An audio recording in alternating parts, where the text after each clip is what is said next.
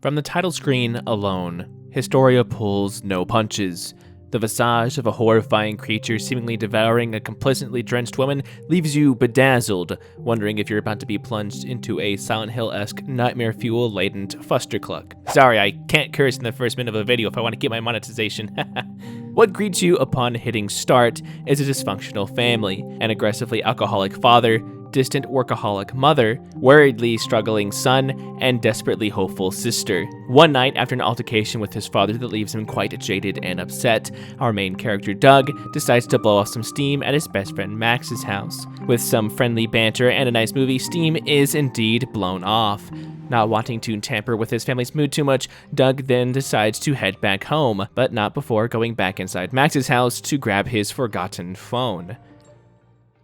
Though, immediately upon entering, it's obvious something is very truly wrong. The house reeks of ozone. The sounds of rushing water assault the senses, and deep guttural cries activate the fight or flight response. Even the house itself seems foreign, as if to imply that although this used to be Max's house, it is now something of another world. Bounding up the stairs reveals a horrifying monster, a serpent made of shining water with a gaping maw filled with countless teeth, effortlessly maneuvering through the air with a sinister purpose. It phases through the wall into Max's room as if it were a specter, and before Doug's very eyes, it devours his friend. All attempts to fight it off being proven fruitless and pathetic. Even touching the monster causes one's faculties to be rendered moot, and just like that, what remains is a room barren of even the slightest hint that someone had even existed there. This is the story of Historia.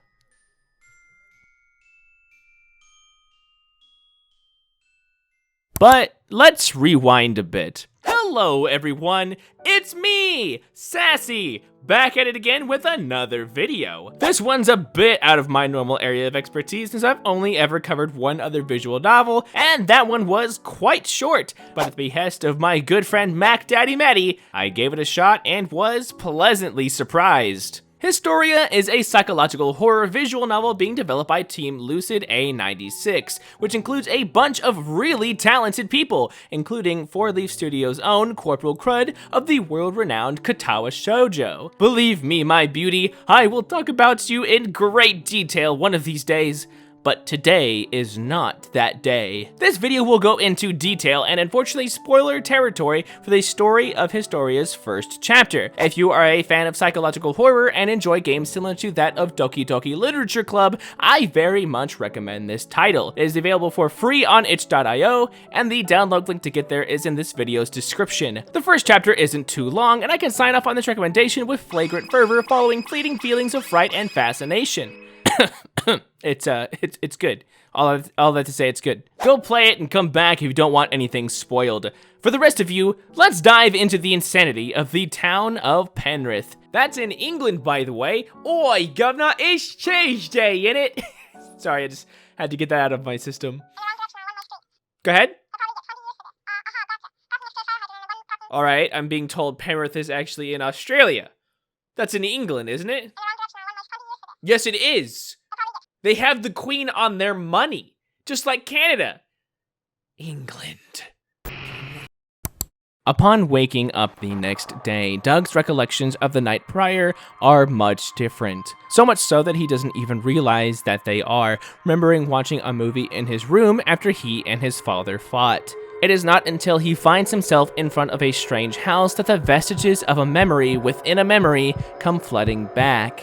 Max. The name strikes at his core, tugging at the back of his mind as if it should be second nature, and yet the meaning eludes him. That is until roll call, when the horrifying absence of Max becomes all too noticeable. It's as if history itself has been rewritten to exclude Max from it, and Doug is the only one to notice. The strange house from before's significance is now all too clear. This was Max's house. Was being the key word here, as another family is already living there, and apparently has been for quite some time. This is crazy. Why doesn't anybody remember Max? What did the mysterious serpent do to him? Did the attack even happen in the first place? Did Max even exist to begin with? Doug ponders these events while riding his bike at night to clear his head when he happens upon a house with a sickeningly familiar glow and the scent of ozone. The serpent is attacking again, probably taking another family by surprise as they are ripped from this world without enough time to process the events. Once again, Doug attempts to intervene, though this time it's almost at the cost of his life. The serpent would have devoured him as well, were it not for a mysterious girl that saves his life. This is Michelle, an underclassman attending the same school that Doug is, in the same class as Doug's little sister Natalia. She has seen the serpent as well. As a matter of fact, she's even a victim of the same history-erasing loss that Doug is when the serpent devoured her aunt and uncle 5 years ago. Ever since then, she's had a vendetta against the beast, which she says is known as the Rainbow Serpent, an aboriginal deity known for creating rivers and bestowing upon land its shape. The two bond over their past tragedies, vow to destroy the serpent together, and save the town that they both call home. A few roadblocks stand in their way though, as the legends of the Rainbow Serpent are scattered and unclear. Michelle is also known as a delinquent around the school, prompting Natalia to be concerned that her brother may be up to no good in a destructive relationship. It's not like Doug can simply explain that a godlike entity is killing people left and right, as there is absolutely no proof that the people lost even existed to begin with. Shit really begins hitting the fan when Michelle and Doug encounter the serpent once more, Michelle coming equipped with a makeshift flamethrower. Although the device seems effective at warding the beast away, the encounter shows how off her rocker Michelle is, willing to throw her own life as well as the lives of those around her away if it means destroying the serpent once and for all. The house burns down and the charred remains of 2 people are found within the ruin. Whether these are the original occupants or the rewritten history versions, it does not matter. Michelle is a murderer and Doug is complicit in the affair. But things get even worse. But before they do, let's rewind once again. See, I described Historia as a psychological horror game, and while a monster that devours your friends and deletes them from history is more than enough of a plot hook to keep me interested, this is not the story of Historia. This game is lying to you. Let's start once again. This is not the whole story.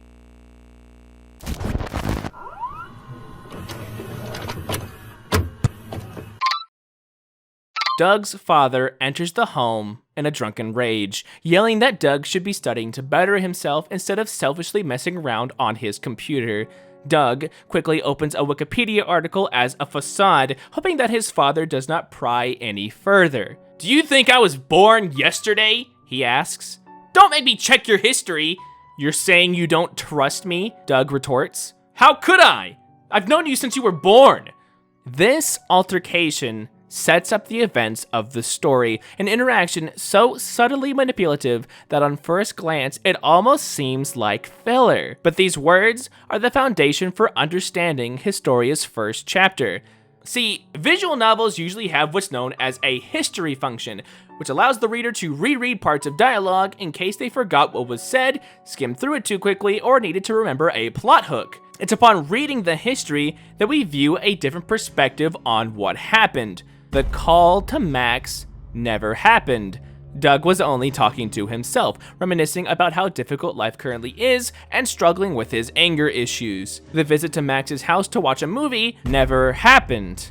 That night, Doug stayed home, the night being passed by with a strange dream involving a young girl and rivers being created around him. His panic attack at school at the absence of Max? This is the story of Historia. This is the psychological horror that interested me so much. There is the initial plot that adds enough intrigue to be a pretty interesting Stranger Things-esque monster story, but beneath that is a layer of misdirection and lies. So many lies. Lies that call into question the character of Doug and his perception of the world around him. Lies that frame Michelle in such a way that every word that drips from her mouth could very well be pure malicious intent incarnate. The main takeaway from this part is that Doug as a witness is unreliable, twisting the narrative of events that he perceives in ways that bend them to his own way of viewing himself and others. He calls his workaholic mother a bitch directly to her face when all she was trying to do was lighten tensions. He refuses his father's apology and... Jesus Christ, Doug, what the hell's the matter with you? Every conversation could have an alternate version. Every altercation could have a differing perspective that alters how you view the characters involved. In the beginning, I was convinced Max didn't even exist, but from what I've seen thus, it seems Max is trying to reach Doug from the great beyond, wherever that may be. There's even a possibility that multiple versions of Max may be trying to reach out. Doug is not well, having the possibility that his life could take a drastic turn as finals arrive, wanting to be as far away from his toxic family environment as possible. If he fails, he'll be stuck in Penrith forever. The weight of the world seemingly on his shoulders. It's no wonder he befriends, or maybe only wish he was friends with, a person like Max. A guy so laid back that nothing could touch him emotionally, a supportive and wealthy family so as not to have to worry about wealth. It's no wonder that he'd imagine an event like a godlike entity devouring a town's population without their knowledge, conveniently making him the only person that can stop it, and thus taking his attention away from finals. The only vestige of sanity, grounding, and positivity that Doug has is his sister, Natalia. She asks how he's doing. She shows genuine care for him when he's struggling. She's someone that he can rely on, even going so far as to describe her as his best friend. Shit, she's gonna die, isn't she? Fuck. Yes, Natalia, during her class's excursion to a nearby dam, somehow made it past a barrier and fell to her death on the cripplingly hard stone floor below. Chapter 1 of Historia crescendos in such a harrowing way. Michelle drags a heartbroken Doug to yet another serpent attack, manipulating his emotions by speaking on Max and Natalia's deaths, attributing both to the machinations of the serpent. An unbelievable melding of conflicting evidence and canon, and not in a bad way. It leaves you guessing on what's real and what's not. Does the serpent actually exist? Did Max? Did Natalia? Does Michelle? Michelle seemed conveniently immune to an attack from the serpent. If Natalia existed, did Doug lust after his younger sister? Michelle even speaks on this right before Doug shoves her into the clutches of the serpent, him suspecting that it was actually her that brought about his beloved sister's death. The burning house around them is rewritten as the serpent's latest victims fall into the belly of the water spirit. Michelle leaves Doug on the floor of a house he does not know, him desperately wishing to be swept away to his death so that he does not have to face the reality that he lives in now. But, as fate would have it, there is no solace, only solitude, knowing that his dysfunctional family will only grow more distant from one another as the bright and cheerful tape that stuck them together is to be cremated.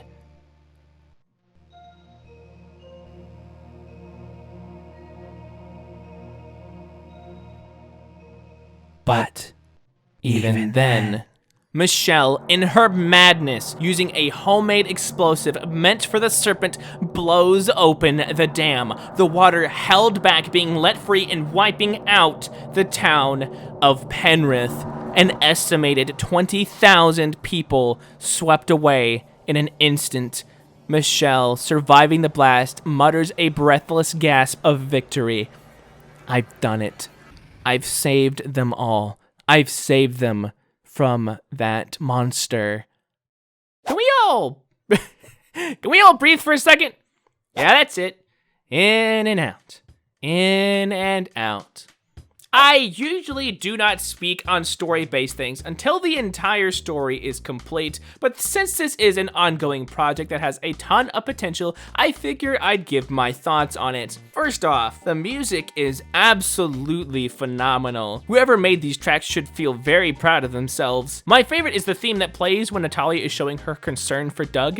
It's very emotional without going overboard. Subtlety is key when you're trying to communicate something as nuanced as this, which is, almost a hindrance when I mentioned how difficult it was for me to notice the changed history. I wasn't even aware that I should check for changed parts in the history until certain parts of the game where it's very clear that Max is trying to reach out to you. It definitely makes replaying this story interesting since you'll be going over everything that is said with a fine-tooth comb, but it also makes keeping track of what was actually said versus what the alternate history is saying pretty difficult unless it's wildly different. I was hoping for a bit of a side-by-side comparison, or for what was said in the shown timeline to be crossed out in the history, and what is now being read to be highlighted more prominently. It's a bit exhausting going through an entire chapter of rating and then having to reread it again in the history to see if anything is different, though I understand the mentality of wanting to be as subtle as possible. Bringing any more attention to it than they already do would devalue the discovery. Striking that balance must be very difficult. Secondly, I love where the story is heading. It's got that whole mystery box thing going on, but I've been heard before.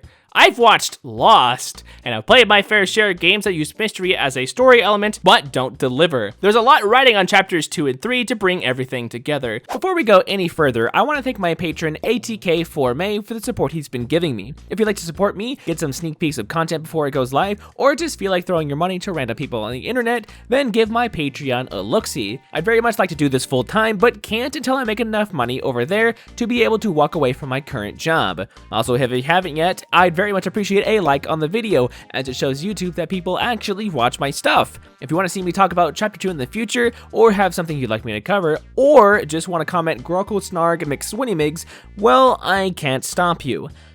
God knows I can't stop you. But it's appreciated. What'll follow now is me and my friend MacDaddyMatty discussing the first chapter of Historia.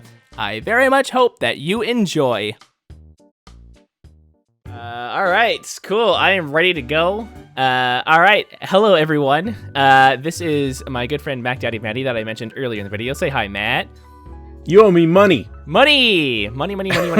Okay, so I don't think I mentioned this like too much in the video, but I had already had Historia downloaded before you talked to me, because I saw on Twitter that Corporal Crud had started a new project, and so I had it in my back pocket for so long, and so it wasn't until you were like, hey man, Historia is actually really good, you should probably give it a once over. And I was not expecting it to genuinely be as good as I don't know, I will do my best to not compare it to Katawa Shoujo, because they're obviously two completely different genres, but the level of quality, I was good, right? I was absolutely flabbergasted. It was really, really good, especially the artwork. Holy guacamole. What are your initial thoughts for the first act of Historia? The first part of whenever the main character is going, Doug is going through the first part of it before you realize that there's a second part of the story. So I play tested it, so I got an early version of it before it was released out to the public, and so I'm going through it, and I'm like, this is kind of weird. What?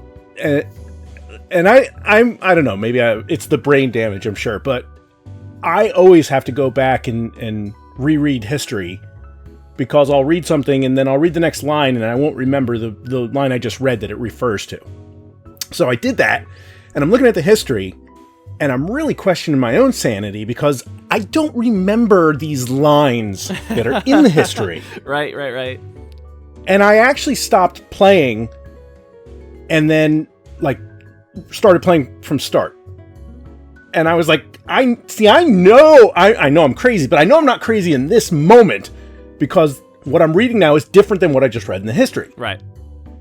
And that's when I was like, this is another level of shit going on here. Right on. Yeah, I remember the first time that because I have a pretty good memory, and so the only time that I ever look back in like the history function of a thing that I'm using is if I I don't know, like I get a Discord message or something, and so I'm like, oh wait, what happened? And so I'll go back, and it's so funny. Even like I was so focused on getting through the story because I wanted to like get a over. Usually I like whenever I'm reviewing something, I'll watch it 1 or 2 times. And then I'll go back with a fine-tooth comb. And so I was trying to get through it like really fast. And it wasn't until I noticed that like occasionally the text for who's speaking would like jarble, right? And it'll garble into like Max. And I was like, wait, hold on a second. Wait, what's that about? And so I went back to the history and I noticed that like, holy shit, there's like an entire other conversation happening here. I think it was like during a certain conversation with Natalia that I saw like a green name, and nobody previously had a green name before, and I was like, who the fuck is that? And so it was Max, and I was like, wait, Max is here? Max wasn't here. Wait a second. And so yeah, I think that was so well done. It wasn't until our conversation after I had gotten through my first viewing that you were like, so did you notice the history? And I was like, yeah, I noticed the history. It was kind of weird. And I watched your video talking about it, and I was like, wait, that was throughout the entire game? I thought it was one conversation. Yeah, no, what I really enjoyed about it was you could look at it from Doug's perspective. He's the main character. It's not really a self-insert, but, sort of. And you got a story, and the story was plausible and supported by all the things that Doug saw. However, it is very easy for Doug to have a loose grip on reality and be a complete and utter nut job. And the story still works, which was scary to me because it was like, what is the real story? What's going on here? And that's what I liked about it was I didn't know, but all of the ideas I came up with were supportable by the evidence that the story was presenting. Oh, right, of course. Whenever I went through the first viewing of it, there's always the surface level. It could very well literally just be a water serpent that showed up and it's killing people for like, I don't know, being in its area, but like, why now? Why all this stuff? That significance didn't really like matter to me all that much. And so it's not until you go back, I started getting so many different theories. Like, of course, you can go like, oh, it's all a dream. Oh, he's dead. The easy stuff. And it wasn't until I was at work after I had like gone through it a second time, and I was like, wait a second. Could Michelle? That's her name, right? I have to like go back and like make sure that I'm actually paying. Yeah, it's Michelle. I thought for a second Michelle could be the water serpent. I was thinking, oh, okay. That would be pretty cool. Yeah, it's such a weird thing. I was thinking, okay, she could be the water spirit, or she could be whatever creature that Wea was mentioning, the like weirdo like other like thing that got wounded and had to leave. I was thinking that iguana. Yeah, I was thinking that maybe she could be that personified because like they can't kill each other, and so she survived an attack from it. And I was like, it's kind of weird that they communicated rather than like it just devouring her, because you'd think it would just see her and be like, oh cool, I can finally get rid of this bitch that's been like ruining all of my feasting sessions. I think what makes a story open to interpretation so great is that you give people little breadcrumbs, and like whenever they're not even like listening to the story, right? They're not even like watching it. There's a possibility that they can like be somewhere and just be like, wait a second, what if? And then they like say something absolutely batshit crazy, and it can still be supported by little like breadcrumbs that the game gives you. I think that's so cool. I kind of had something like that with Max. So, he gets swallowed, he's erased from history, he never existed. But he keeps showing up. or at least he kind of keeps showing up. So maybe you don't get swallowed and erased from history. Maybe you get swallowed and brought to another dimension somewhere. Or with the multi-dimension theory, maybe there's traces of Max that are bleeding through because Doug touched the snake. So, you know, like you were saying, that I think I was driving down the road and I was like, how do I rectify Doug seeing Max, and how do I rectify Max being there and Doug not seeing him? Yeah, I whenever you go back and you read sort of the things that Doug is thinking and that he, like, I don't know, it's so weird because you don't know if what's happening actually happened or if the history function is the lie. You don't know what the lie is. That's like the cool thing about withholding all this information.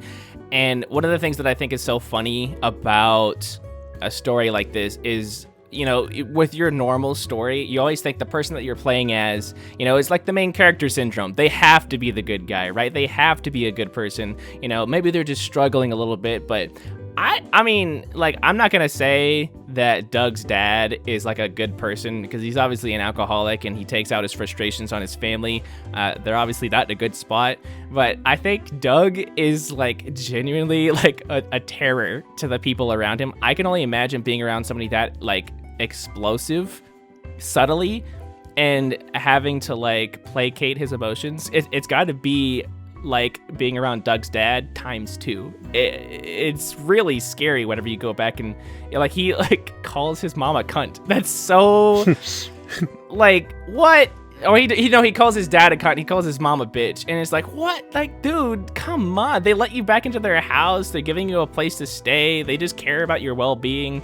Come on. But does he? Does he actually call them that? Because it only happens in the history. It only happens in the history. You don't actually know. Man, it's pretty crazy.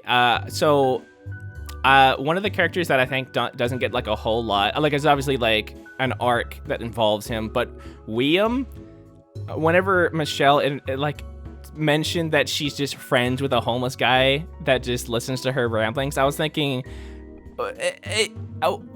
is this like, okay, because there's like he obviously knows a little. Hey, this is a family show, right? So right. So there's obviously like some underlying, well, hold on, okay, well, it's a little bit weird, but like obviously, yeah, this is this guy, he's a homeless guy and I hang out with him and he listens to me. And you're like, oh my Stranger God, danger, get the fuck away from me, dude. Like you're nice and everything, but you probably smell, and I don't know, you say all the, I think it's so funny because you can't validate that he is what he says he is because the two people that interact with him are insane. You know, like they could say, oh yeah, he totally had the shaman eyes, and yeah, he totally has magical powers and can see into your soul or something like that. But the only two people that can validate that are insane. Yeah, it's back to that. I'm seeing the story through Doug's eyes, but how much of it is Doug's twisting of the reality, and how much of it is actual reality? There's a moment, and I still haven't quite figured this out because I haven't figured out the importance of it. But in the final house that's burning down, whenever Michelle and Doug have like their final spat, the question that Doug asks Michelle to validate whether she knew Max or not actually changes. Did you notice that? Oh, I don't remember. Okay, so the question, originally he asks her, what was the color of his hair, and she goes black, and of course that's like the most stereotypical answer, and of course she's wrong because Max has red hair, or at least orange hair, whatever you want to call it. And apparently it changed in the history. It was, when was his birthday? And she says November, and he says, of course she wouldn't know. And I still haven't quite figured out why that's so significant. Why on earth would she know his birthday? Like, what a weird specific thing. Like, you wouldn't ask that if you like only met somebody in a library, right? Why such a specific question? You would have to know somebody a little bit more intimately than just meeting them in the library, right? So it almost seems like he set Michelle up to fail, because of course she couldn't answer a question like that. And so in his mind, he's like, oh, you can't know Max. I think she actually did know Max. I think that's what the point of that question is she did know Max, except he asked her an impossible question, you know? Ugh, there's so many theories that I have. Oh my god, there's so many theories about. And of course, in my video, I mentioned this, and I like, you're obviously family friendly on your side, so I won't mention it too much. But there may even be... I am. Yeah. Have you seen my videos? I mean, like you shy away from like saying it like aggressively like I did, you know. But there's a possibility that Doug may have like wanted a deeper relationship with his sister, because it is mentioned by, I think, Max and Michelle. Both of them say, wow, you must really like your sister a whole lot. And it's like, oh no.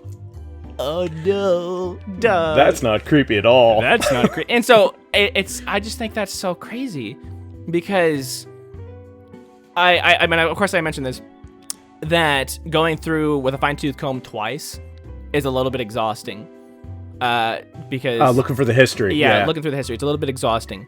But I think going back and seeing like 2 different Dougs is just almost so worth it, because you're so exasperated by the end. You're like, wow, I can't believe all this crazy stuff happened, and then you're like, wait a second, did it even happen? I remember, because like in your video, you were like, or did it? That was like a like a constant joke, or did it? I love that so much. Yeah, that's how I felt going through the whole thing. Is, you know, I take notes when I'm reading through a VN. I take real-time notes, and I just found myself contradicting myself with my notes, and I was like, it's making me crazy. So I can't even imagine what these characters are going through. Do you think at the end of the story, do you think that Michelle actually like drowned the entire population of Penrith? Based on what's presented, I'm going to go with yeah. I think that she sabotaged the dam to save them, because if they die, they existed. They can't be erased from history if they're dead. Unless their parents got erased from history, and then they could. See, I'm doing it again to myself. Oh my god. It's funny because I get the reason why she's doing that. I feel like whenever the attack happens in the house at the final part, the communication between the snake and Michelle, I feel like there was a conversation that we're obviously not privy to that made her go, because I don't, like, obviously she wouldn't have killed the entire town of Penrith. I think, like, the story tries to hit you with, like, a red herring, where it's like, oh, she killed the town of Penrith out of spite. Because, you know, Doug betrayed her and she's had nobody her entire life, and, you know, like, whatever, she's been alone her entire life. But I think that whatever the snake communicated to her in that time, it terrified her so much that it caused her to instantly resort to, all right, scorched earth. Sorry, nope, not gonna happen. Yeah, very, very much. It's not sour grapes. I forget what it's called, but basically, any victory the snake is going to get is going to be Pyrrhic, where, you know, there's nothing left for it to win. Was her attitude. She's very much going to flip the table, you know, in her loss. Right. Do you think Max existed? I do, but I also don't. How's that? So here's something that I noticed, because I tried to whenever I was recording footage, I would stop on things that I thought were like worth either mentioning or keeping in the back of my mind. And there are a couple times where, like, Max mentioned, I can't believe you forgot all about me. So obviously there is a Max that knew Doug. I think there might be a multiverse thing happening, because there's another Max that mentions, like, hey, get me out of here. Get me out of where? Because, like, he mentions that he's dead, but get me out of here? Maybe he's, like, stuck somewhere, but you wouldn't be stuck if you were dead, unless there's, like, a purgatory thing happening. But it's interesting that you say that. Let me jump in real quick, because his name is spelled differently throughout the history. Yes, yeah, I noticed that as well. There's I think that there's multiple Maxes, and so what I think maybe the snake is doing is trying to, like, get, I don't know, like, a singular timeline, because from what the lore says, it's not an evil thing. It's just, like, it created, like, land and stuff. And rivers. So yeah. it can't inherently be evil. But I don't know if you'd, like, ever watched, like, Avatar: The Last Airbender. Spirits in that are portrayed as, like, not having morality. They kind of just do whatever they want. And, like, if humans intervene, they're, like, seen as, like, dirt, right? Like if an ant got in your house, you'd squash it. And so that's what spirits are like with humans. And so they do their stuff, and they see a human, and they're like, oh, get that out of here. But it seems like the snake is targeting specific people, which is very odd to me, because you would think if this was just a monster going crazy, it wouldn't really try to hide and, like, attack one family at a time. And whenever I see that, I'm like, okay, so maybe it's trying to, like, I don't know.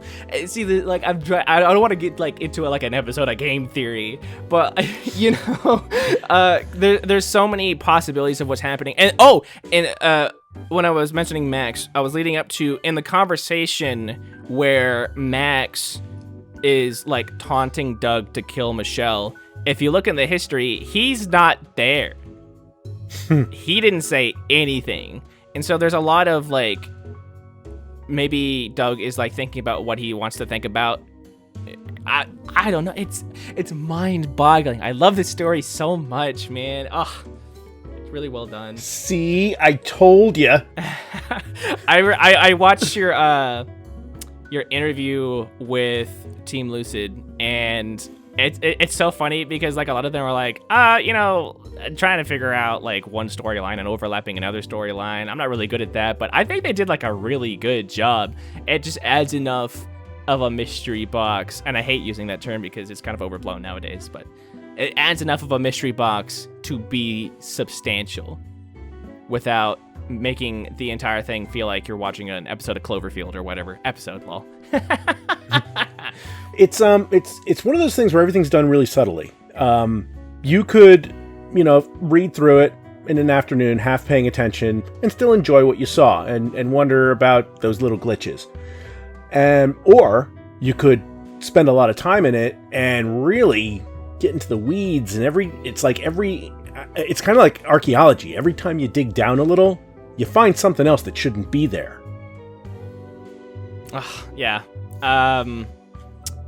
Whenever I consider the death of Natalia, there's obviously the subtext that it's very likely that Michelle was the one who did it, but I cannot think of, like, because Michelle, obviously, she wanted to save people. I cannot fathom her actually, like, physically killing one of her classmates. I want to believe that she didn't do it, and I in chapter 2, I'm sure this will change. I'm sure, like, we'll get, like, a Michelle perspective, and I'm very curious to see what actually happened from Michelle's perspective, because whenever I think I even messaged you while I was watching, or while I was going through it, and I was like, Natalia's gonna die. Like she had a target on her back from when I saw her.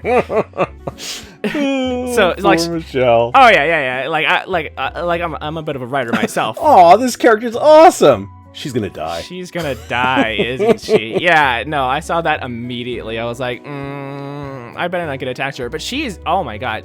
I don't know how they wrote. I think a lot of it has to do with the music.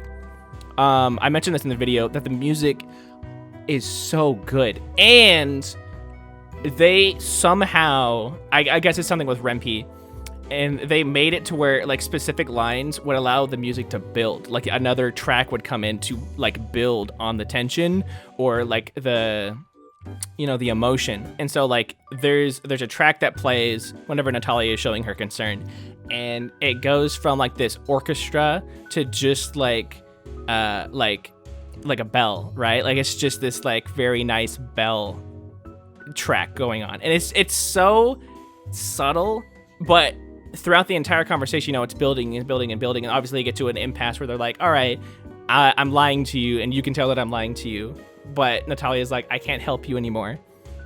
All I can show is that I care about you, and that's when the music, it goes away from the build. And I think that's whoever did that. Audio mishap. Sorry guys, editing Sass here. Halfway through, my C drive decided that it didn't want to hold temporary files anymore, and Audacity decided that since it can't hold temporary files, it will just simply stop recording audio. So from here on out, it's going to be recording through OBS. I apologize, and also the point that I was trying to make is that whoever created the audio and the music tracks and the buildup of all of the music should be very, very proud of themselves. That's where I was leading with that before it got cut off. Historia is very good. I'm glad that you recommended it to me, and I can't wait for Chapter 2 because I do have my hands on a build of Chapter 2, and I can't wait to crack it open. Is there, like, you're a proofreader on Chapter 2 as well, right? I am. Is there anything...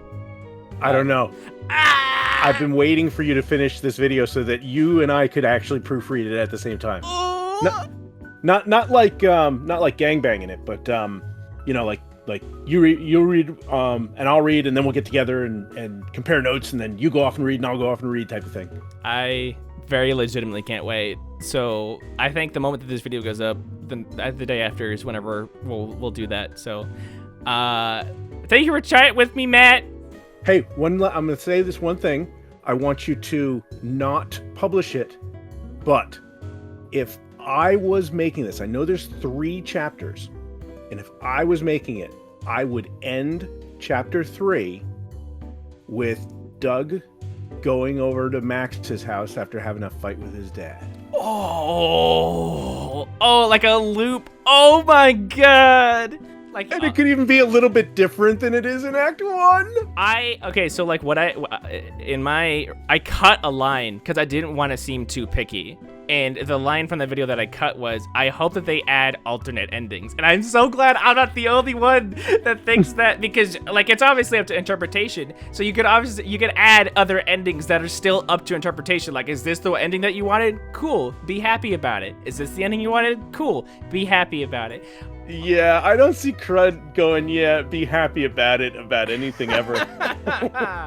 Holy shit. Yeah. Well, anyway, that's my thoughts on Historia Chapter 1. Thank you for talking with me, Matt, and we'll reconvene for Chapter 2, definitely. Sweet. Looking forward to it, man. All right. Later, dude.